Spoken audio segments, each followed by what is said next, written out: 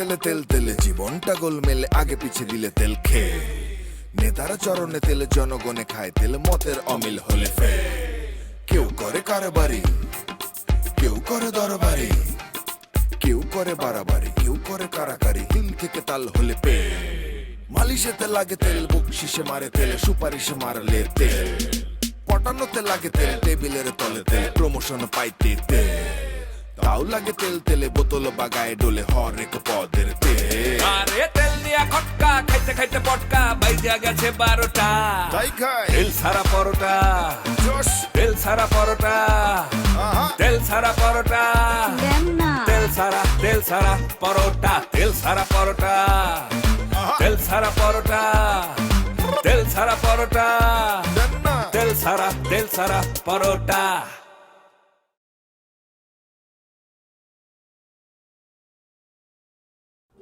জীবনে প্রেমে জড়ায়া গুরু মানছিলাম শাহরুখ খানকে, প্রেমের দেবতা, প্রেমের গুরু। সাথী, আমার সাথে আমার জীবনে এত কষ্ট দিচ্ছে সাথী। তোমার কিসের সাথী, কিসের কি? আমি যখন দেবদাস মুভিটা দেখলাম, আমার গুরুর কষ্ট, আমার গুরুর বুকের জ্বালা যন্ত্রণা,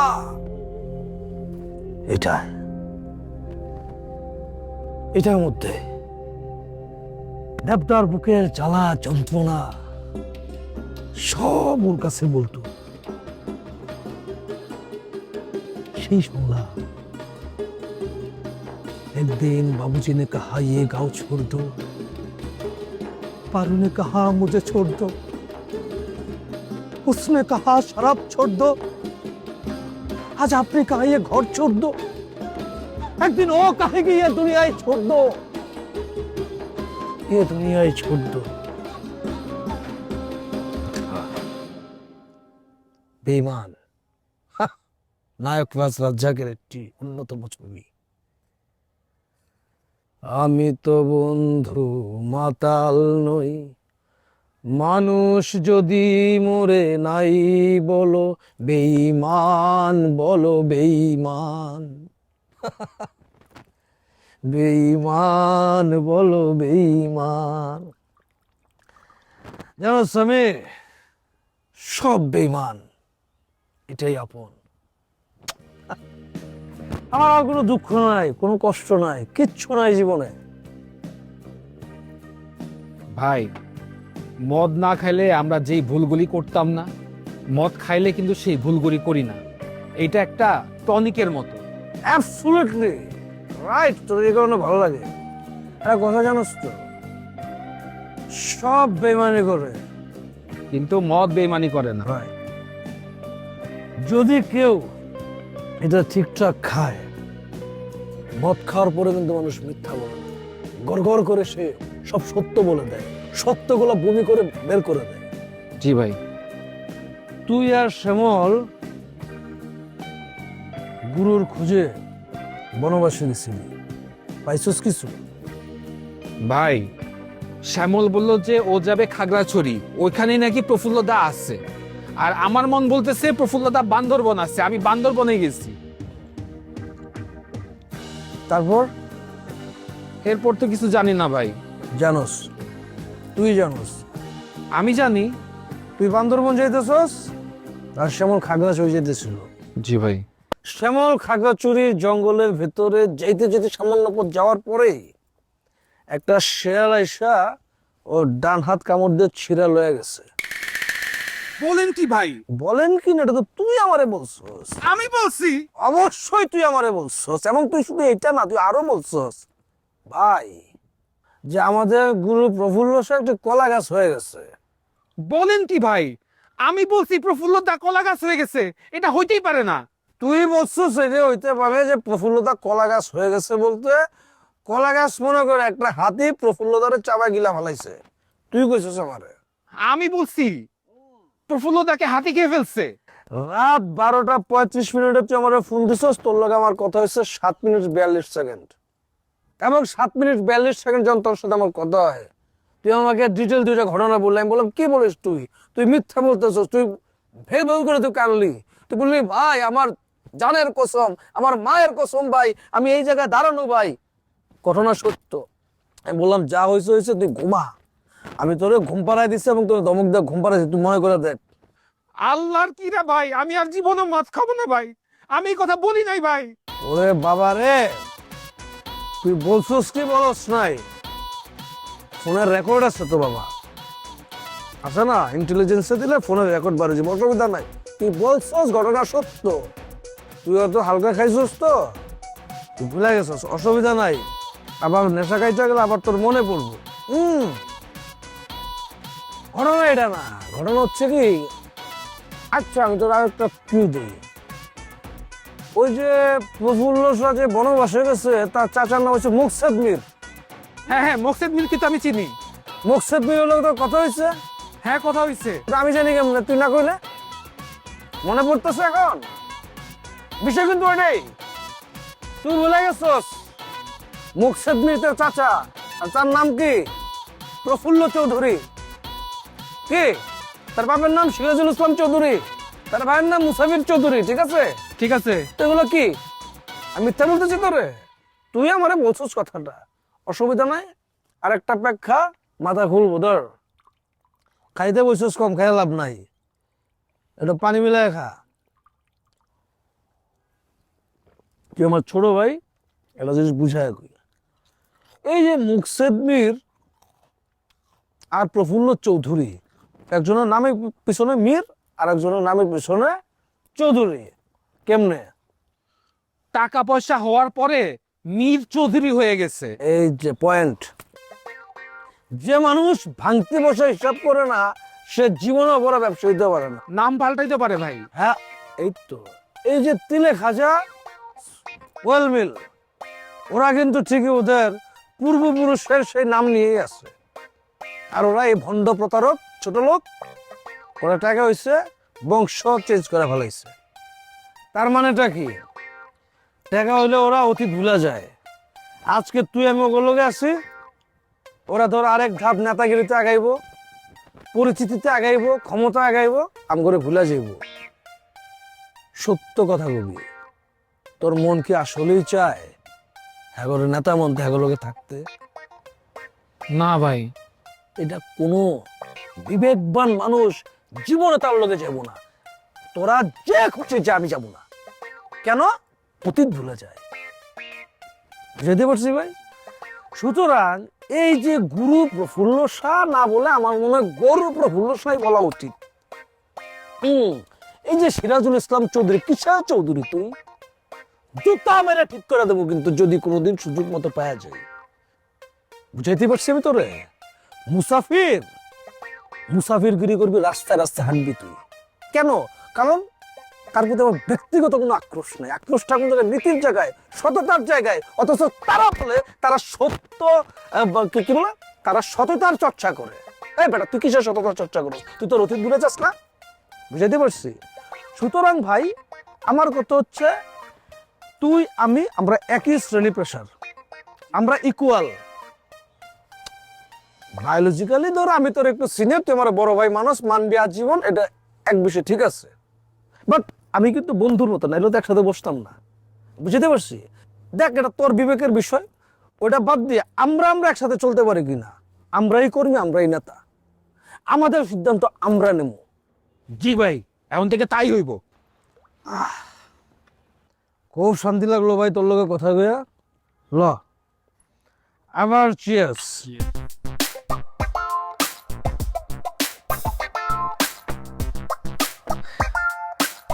ওর বাপ সিরাজুল ইসলাম চৌধুরী আমার ওগো বাড়ি থেকে ঘাড় ধাক্কা দিয়ে বের করছে। ওর বাপের ঘাড় ধইরা এই এলাকা ছাড়া করব আমি, এটা আমার প্রতিজ্ঞা। আরে যে মুসাফিরের যে একটা জিনিস খেয়াল করছো, হ্যাঁ, কথা টোন চেঞ্জ হয়ে গেছে। আলামিরের বাচ্চা, ওর টোন আরো চেঞ্জ করালাম, কাতর সুরে বলবে, বাবা গো, মা গো, কোনো ভিক্ষা দেবো মা। এই অবস্থা করে ছেড়ে দেবো আমি। টান দে। চুপ করছ না কেন?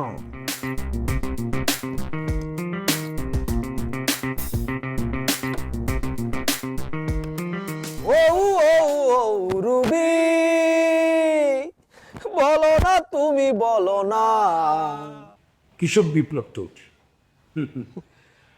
খুব সৌভাগ্য, আমার বউ, আমার মেয়ে ভেক্টিয়াস, আমরা যে সফল হচ্ছি, আমরা যে ক্রমান্বয়ে কৃষকের সঙ্গে যুক্ত হয়ে যাচ্ছি, জি স্যার। তাদের ভালোবেসেছি, একটার পর একটা ঘটনা ঘটছে। জি স্যার। কী কী করছি, কী কী সফলতা, কী কী ব্যর্থতা, সব কিন্তু বলতে হবে, আমার বউকে বলতে হবে। জি স্যার।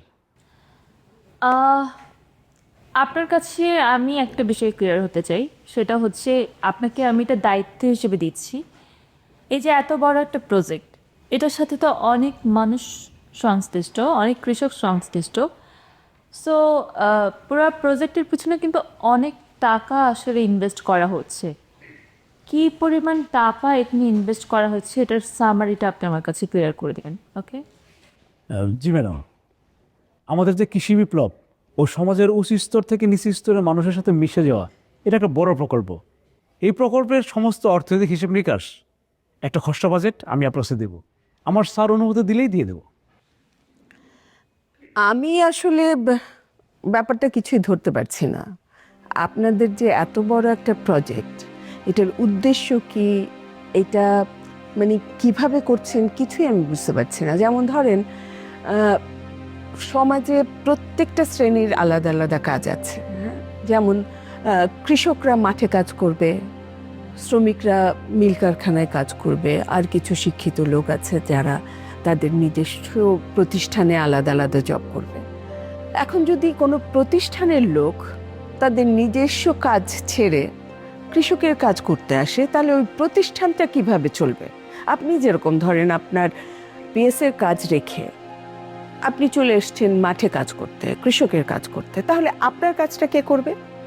আর আপনারা যে এই পরিমাণে টাকা এই কৃষকদের পিছনে ছড়াচ্ছেন কিংবা কৃষকদের আপনাদের এই প্রজেক্টে কাজ করছেন, সেই টাকাটা কোথা থেকে আসবে?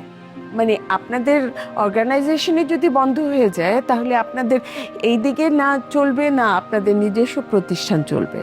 এটা কি একবার ভেবে দেখেছে? আপনাদের যে বস, সেও নিজের কাজ ছেড়ে এখানে কৃষক সেজে কাজ করছে, তাহলে আপনাদের প্রতিষ্ঠানটা কিভাবে চলবে? আমার তো মনে হয় আপনারা কয়েকদিনের মধ্যে দেউলিয়া ঘোষণা করবেন নিজেদের প্রতিষ্ঠানকে। স্যার, ম্যাডাম যা বললো তাতে তো আমাদের প্রজেক্ট বন্ধ করে দিতে হবে। হাকে না, নাকে হ্যাঁ বলতে হবে। জি স্যার, জি স্যার। বাবা, এখানে এত রাউড হওয়ার তো কিছু নেই। আমার মা যেটা বলেছে একদম নির্দিষ্ট স্পষ্ট কথা বলেছে, এবং মা যেটা বলেছে মিথ্যা বলেনি, নীতি কথা বলেছে, ঠিক কথা বলেছে। একটা কথা বলি, কে কি বলছে এটা বড় কথা নয়, যেটি দাঁড়িয়েছে আপনি যদি শিখেছেন সেটার প্রতি আপনি দৃঢ় থাকবেন। যান এদের থেকে। জি স্যার। স্যার।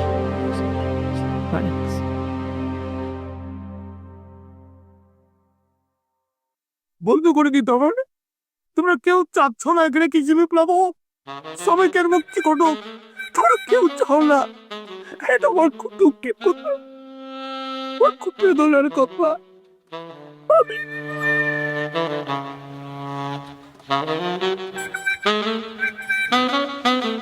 মা, ছোট থেকে বুঝতে পারতাম তুমি অনেক বুদ্ধিমতী, কিন্তু এতটা বুদ্ধিমতী তুমি মা, এটা আমি ভাবতেও পারিনি। দেখো, বাবাকে একদম জায়গা মতো তুমি খোঁচাটা দিয়েছো, আর এটা ওয়ার্ক করেছে মা। বাবা কাঁদছে।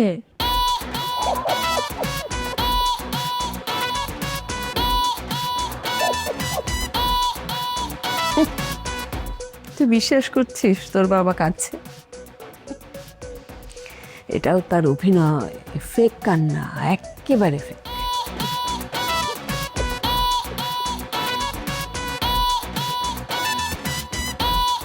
ধুরন্ধর তোর বাবা। দেখছিস কাঁদছে তোর বাবা। ভাই আজকে আমি দুইটা মূল্যবান জিনিস শিখলাম। এক হচ্ছে মদ খেয়ে মানুষ সত্য কথা বলে, আর দুই হচ্ছে নির্ভুল হয়ে যায়। বলো, তোর থেকে আজকে আমিও দুটা জিনিস শিখলাম। আজকাল মদ খাইতেছস নাকি? ভাই আমি তো মদ খাইতে চাই না, আর বাবা আমাকে জোর করে বসাই দিছিল, ওর সাথে মদ খাইছিলাম আর কি। আচ্ছা আচ্ছা, তাই নাকি? ভালো। তার কি কি কি কি জানলি? মদ না খাইলে তো এগুলি জানতে পারতাম না। কি কি জানতো সেটা বল না। ভাই আর বাবের মতো জঘন্যতম মানুষ আমি কোথাও দেখি নাই। এই আর বাপ তো সিনিয়র না, ভাই করে বল। আচ্ছা ঠিক আছে ভাই, সে নাকি বলে আমি নাকি তাকে ফোন দিয়ে বলছি শ্যামলের হাত শিয়াল নাকি ছিঁড়ে নিয়ে গেছে, প্রফুল্লদাকে নাকি হাতির পেটে চলে গেছে, কলা গাছ হয়ে গেছে। এরকম জঘন্যতম মিথ্যা কথা আমি কোনোদিনও বলি নাই ভাই। তুই যার কথা বলতেছস তার সম্পর্কে আমি পূর্বেও জানতাম, বর্তমানেও জানি, ভবিষ্যতে জানি। তার ব্যাপার আমি ক্লিয়ার, আমার নতুন করে বলার কিছু নাই। ভাই আপনি কি বলতেছেন? কথা শেষ হয় না। তুই আমারে যেই কথাগুলো এখন বলতেছস, এই কথাগুলো তুই আমারে বলার আগে আমি তারে বলে দিছি, আপনারে বলে দিছি। আমরা শোনো, এটা কিন্তু স্বামীর কথা না, এটা তোমার কথা, তোমার বানানো কথা। ভাই আপনি তো আরেক জিনিস ভাই, বিশ্বাস করেন এই আরবাব আপনাদের ফ্যামিলিকে নিয়ে কত কথা বলছে, বাবাকে নিয়ে বলছে, প্রফুল্লদাকে নিয়ে বলছে, আপনাকে নিয়ে বলছে, আপনাদের গোষ্ঠীকে নিয়ে বলছে। ভাই ভাই আমি কোনো প্রতিবাদ করতে পারি না ভাই, ভাই আমাকে মাফ করে দেন ভাই। আমি নুন খেয়ে নির্মহানিমুখ হারামি করতে চাই না ভাই। ওট ওট ওট, আরে ভয় পাগল নাকি? দেখ, ওরা তো হলো আমার প্রফুল্লতার লোক, আমি জানি প্রফুল্লতার খুব কাছের লোক, প্রফুল্লতা তোদেরকে পছন্দ করতো। সো এটা নিয়ে চিন্তার কিছু নাই। প্রফুল্লতার কলিজায় তোরা ছিলি, তোরা আমার কলিজায় আসোস। ঠিক আছে ভাই, ওয়েলকাম। যা, এটা নিয়ে কোনো চিন্তা করিস না, আমি কোনো মাইন্ড করিনি, কিচ্ছু করিনি। আমার আরও ভালো লাগছে তোর এই অনুশোচনা দেখে। আগায় যা, বেস্ট অফ লাক, আগায় যা বেটা।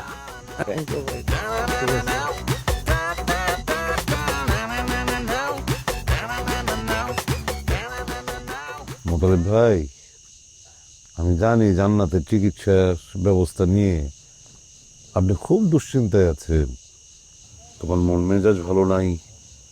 আর এই বিষয়টা নিয়ে বাউলের সাথে যে বিবাদটা তোমাদের হয়েছে, বিশ্বাস করো এরপর থেকে আমাদের বাউলও ভালো নেই, ভীষণ মন খারাপ। তার সে তো এই এক রাতের মধ্যে 3 বার আমার কাছে আসলো, শেষ পর্যন্ত আমরা ধরে নিয়ে এসলো আপনার কাছে। এখন বিষয়টা হয়েছে যে চাইলে তো আমিই পারি ওর চিকিৎসা ব্যবস্থা করে দিতে, কিন্তু মোতালেব ভাই আসলে এটা আমাদের পার্টির নীতি পরিপন্থী। আমরা ব্যক্তিকেন্দ্রিক কোনো সাহায্য সহযোগিতা করলে সেটা নিয়ে অনেক ঝামেলা। আমি তো চাই সমষ্টিগত মানুষের উন্নয়ন করার জন্য, আর এইভাবে যদি আমি ব্যক্তিগতভাবে মানুষকে অর্থ সাহায্য করি, তাহলে তো এটা নির্বাচনের আচরণ পরিপন্থী হয়ে যাবে। ঠিক কথা বলছে ভাইজান, এভাবে একলা একলা আপনি সাহায্য করতে পারে না, দলেরও ক্ষতি, তাছাড়া যে নির্বাচন আচরণ বিধি লঙ্ঘন হয়ে যায়। তুমি তো এটা বড় বড় বাজে কথাগুলো, তুমি আমার গ্রামে সোয়াল না, তুমি এরকম একটা কথা বলে কি করে? আমি ওনার কাছে কি টাকা চাইছি নাকি? আমি কোনো সাহায্য চাইছি? আমার কিন্তু চাঁদি গরম। আমরা তো বর্তমানে যে হাল ফ্যাশন রাজনীতিতে অশোভন আচরণ, অভদ্রতা, সেটা করতে আসিনি। তোমার এসব কার্যক্রমের পিছনে অন্য কোনো উদ্দেশ্য আছে? অবশ্যই উদ্দেশ্য আছে। আমার বাবা যদি ভুল পথে 1 পা দেয়, আপনি তাকে ধাক্কা দিয়ে 5 পা এগিয়ে দেন। তোমরা হলো মীর বংশ, শুক্র শুক্র আসলো, দিন 2 টাকা হয়েছে, হয়ে গেছে চৌধুরী বংশ। তো তোমরাই তো তোমাদের অপমান করছো, তোমার পূর্বপুরুষদের অপমান করছো না? আরে তেল দিয়া খটকা খাইতে খাইতে পটকা বাইজা গেছে 12টা। তাই খাই তেল ছাড়া পরোটা, জোশ তেল ছাড়া পরোটা, আহা তেল ছাড়া পরোটা, তেল ছাড়া পরোটা, তেল ছাড়া পরোটা।